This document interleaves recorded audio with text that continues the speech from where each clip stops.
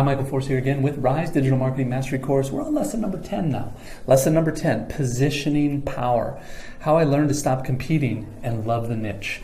There's an old saying in marketing called get rich in the niche. A lot of people think that they can come up with a little gadget and everybody in the world's going to want to buy it. And again, that's just not the case. You're going to find yourself getting far more successful and profitable in a very specific, smaller niche than trying to be everything to everyone. It's very difficult to do. There's not really anything new in the universe, as you well know. They are coming up with new technologies and new things, but unless you're super tech savvy and you have a science, major and you're deep into creating something that no one's ever seen, I would stick to going into markets where there's already some competition, but not a lot, but also make sure that you're going into very specific and niche fields and spaces. That's where you really want to be when it comes to marketing. So I'm going to break that all down here for you in lesson number 10. So let's jump into it. I'll see you on the inside. Hello, Michael Force here again. Welcome to lesson number 10 of the Rise Digital Marketing Mastery Course, Positioning Power.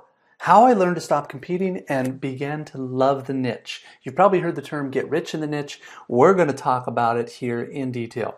I want to start by giving really a huge thanks to the group of amazing authors behind the extraordinary book Positioning, The Battle for Your Mind. Not only are Jack Trout and Al Ries the authors of these amazing books, but they are also the creators of the entire concept of positioning, the same concept that you're about to learn right here. Both guys are true geniuses, hardcore academics that truly revolutionize their field. In the end, I simply cannot overemphasize the importance of their book Positioning, as well as their other books.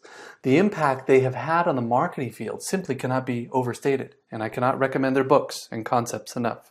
So let's talk about positioning and what it is and what it's not. In essence, positioning is a game that you play in your mind. It's not a game that you play out in reality. You don't position your product by comparing it to other products. You position your product by creating a new mental category that it can first be in. Okay, so what exactly are we talking about here? Well, people use the word positioning as if it's something they actually do with their product or service. For example, when someone talks about positioning their product, they would probably say, we're going to position this car at the top of our market, in particular as a luxury compact car. And this is fine. I mean, that's one way to use the word, but it's really not the way positioning as a marketing concept was intended to be used. And it's not where you can get the most power from it. Positioning is also not about looking for a place in the market where you can sneak in. Positioning is about creating a category inside the mind of your prospective customers. To understand the human mind in more depth, generally it uses categories as a short decision makers. Our minds will also categorize things in order to help us organize information and recall it. Most importantly, however, our minds categorize things in order to help us make decisions. When our minds look at the world, it looks at what's something so complex and full of so many product options. And most of these product options are not actually perceived to be much different from other available options. When two options are similar to each other, we will actually consider them to be the same option, so we throw one of them away to conserve mental space. Therefore, we don't identify each distinct product for what it actually is, since this would take up way too much mental space. Instead, we identify each as a belonging to a certain category, and if the products are nearly the same, as belonging in the same category. In the end, this would help us make decisions much more quickly. We also use categories in many other ways. So if your product is not perceived to be much different from other available products, people will just kind of look at your product and go, oh, that's a Me Too product, and they'll throw it out. They don't make space in it for their mind. They don't just assume it belongs to the same category of that other stuff. At this point, it's just no use competing, because even if you attempt to do so, in many cases, you'll already lost, especially since you're trying to compete with an established competitor that's already gotten into the mind of the customer. Mainly because of this, competing is a really tough game in marketing, and when competing with established competitors, it's a game that's lost before it's even begun. As a result, it's much better for you to create an entirely new category, one that your particular product or service will be the first one belonging in it. This way you force others to compete in order to get in. Now, I must remind you that the human minds get distracted easily. They get confused easily, and they reach full capacity very easily, especially in product or service categories that we create. In fact, it turns out that we can keep only about 7 or so in any particular category inside of our mind. To illustrate the classic example that Jack Trout uses in this category of rental car companies, if I said to you, name all of the rental car companies you can think of, what are you going to reply with? If you live here in America, you'll probably say there's Hertz, there's Avis, the Budget, National, there's Dollar, then there's Thrifty. Okay, what is that? That's about 6, I think. Maybe if you have a super memory, you'll be able to remember 1 or 2 more, but then you'll surely run out. In reality, there are hundreds upon hundreds of rental car companies. Why do you only remember 6 or 7? This is because of the way our mind works, and it works in a way where it only remembers 6 or 7 things in a category, and then it puts a no vacancy sign and tells itself, okay, I've filled the category up, so I need to put anything else into it. This is true no matter what category you were talking about, no matter what particular category you were looking at. In fact, try to look at it or think about it. Any particular category of products, competitors, services, or whatever, you'll probably think about 6 or 7 and insert them into that category. After that, you'll most likely have stopped simply because this is the way our minds work. Now, because most business owners don't understand the psychology, what they do is they try to create a product or service and then try to penetrate at an already existing category inside their customer's mind, where they can already 7 or 8 or 10 or 100 others that have been competing for a long period of time, all trying to get into that category. And what happens? The customer's mind doesn't let them in. The mind doesn't let them in because it's already full. So there's no use in competing. If you do compete, you've already lost. What I mean here is that when you try to get into a category that's already established in the mind, you can't and won't get in. You've lost the game before it's even started, and this goes double or 10 times or 100 times when you're going in against experienced and well-financed competitors that have been in the game a very long time. Basically, there's no way you'll know more than they'll ever know about that category. So let's talk about how to create a mental category, because that's what you really want to do. First, start with an aspect of your customer's need that's absolutely crucial to them. Maybe it's speed, convenience, specific results, a guarantee, or maybe it's some type of functionality. But whatever it is, make sure that it's the key element to your customer. And then base your new mental category on a key need that is currently unmet, but one of your particular products or services meets. So now let's spend some more time talking about how to niche your category. Basically, this means that we want to drill down into a customer's need and find the high emotion value 20% that's going unmet. In my case, I looked into the relationship category and saw that the high emotion value was getting into a relationship in the first place. On the other hand, at the end of the spectrum was not losing the relationship once you have it. So you can do very well if you deal with settling conflicts or saving relationships that are going through bad times. But in particular case, my expertise was in the high emotion value, 20% at the beginning. It so happened that in this particular time, no one was talking about it. In other words, that needs were being unmet. After you find that high emotional value that is going unmet, it's time to discover the words, phrases, and specific emotional hot buttons that customers use to describe it. Finally, you must conduct some research to find out the niche within the niche so that you can own inside your customer's mind. Another valuable lesson that I learned from positioning, from Al Ries in particular, is that categories diverge, just like species diverge. Every business category on the face of Earth eventually becomes 2 categories or more. Computers become laptops and desktops. Cars become compact cars and mid-size cars and luxury cars. To become a master marketer and a mass manipulator, anticipate this branching out process and split the category yourself to create a category that you can own. Again, similar to what I did. Now, here's the interesting thing about categories. The big 800-pound gorilla in a particular business category is almost never the one that builds the next successful category. For example, IBM was #1 in computers for decades. They just completely dominated the market. They were one of the most successful companies in the world. In the computers category, they were an 800-pound gorilla in their particular category. It would only make sense that IBM should have been #1 in the important future category of software, right? I mean, they were creating all kinds of software, but they were doing other things as well. They didn't start software as a particular category to own it and insert into the minds of their customers.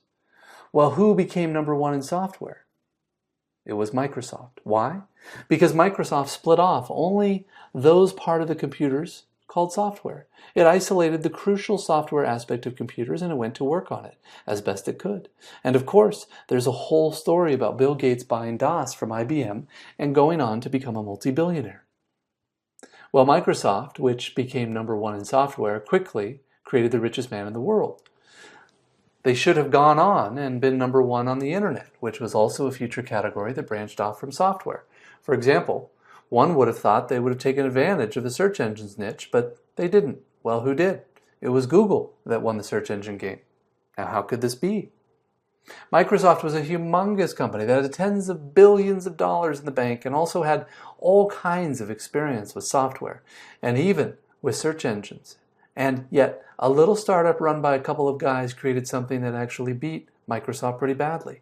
It seems impossible, right? And the two founders of Google have gone on to become the two richest people in the world. Well, Google should have won the social networking game, right? I mean, Google had, I don't know, about 100 million people using Gmail and probably everybody on the planet using their search engine. They had everybody using their map system and all kinds of other tools that they created. It would have only made sense that they be the one to win the social networking game, but they didn't. Facebook won the social networking game. Again, it was a young guy who started Facebook in his dorm room at Harvard and then went on to become one of the richest people in the world. And it's going on and on and on. And the reason why these companies keep losing is because instead of creating a new category and a new business and a new niche and a new name, they try to take their old name and their old business and all the stuff that they used to do and then relabel it as a new category. People are not fooled by this and say, nope, that's not the category you're in. You're a hardware company, you're a software maker, or you're a search engine maker, or you're a social networking maker, and so on and so forth. And we go with this new thing, and oftentimes the newer, younger, more innovative person is better at understanding the new category. The point is that these categories emerge and diverge in business, just like species emerge and diverge in ecosystems. And if you understand this and you're willing to create a new category, you can win the game. Name your category. To get into the mind first, you must create and promote the new category itself, not just your particular business, product, or service. To do this, you must first name your new category so that your new customers will see you as the inventor of it. To be able to create a new category, then to appropriately name it, and to finally, suitably promote it. To be able to do this, it's a truly powerful and effective advanced strategy. So, who was first? Who was the first search engine? Who was the first energy drink? Who was the first portable MP3 player? Most people will say Google, Red Bull, and iPod, and not because they were truly first, but because they were the first in the customer's mind. They were first in their category, so people assumed that they invented and started that particular category. If you ask people who invented cola, most people would say Coca-Cola. Why? Because Coca-Cola was the one that put the cola category into the customer's mind first. Ask Al Ries and Jack Trout say in their book, The 22 Immutable Laws of Marketing, it's better to be first than it is to be better. In other words, it's better to be the one first rather than being the better one. It's better to be the first one inserted into the customer's mind, to be the first one in creating a new category, rather than having a superior product or service that's better than a competitor's. This is true because first is seen as more of a distinction. Being first makes you truly more memorable and unforgettable than simply being better. This is an example of human psychology that is very counterintuitive. It's not something that most people would have thought of in a million years. It's only something that professional experts with tons of experience would have stumbled upon. But regardless, if we use it consciously and appropriately, it's something that we can apply right now to get dramatic advantage if used consciously. So I'd like you to get familiar with some of examples of categories that have been created. Health foods.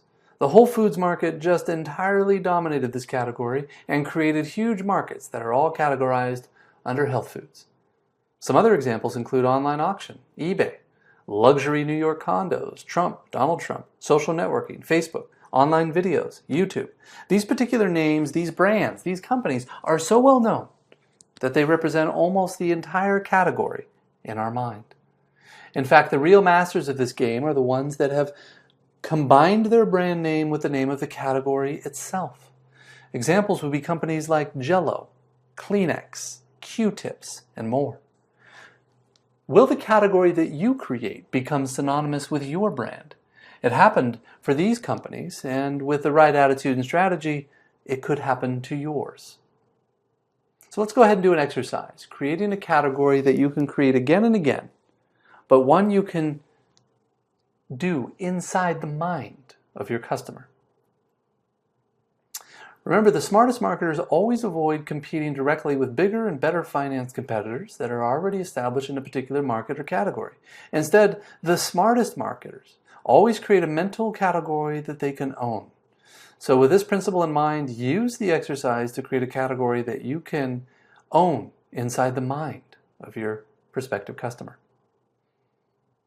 So let's answer these three questions. First, what is the biggest unmet need your prospective customer has that would allow you to create a unique mental category around?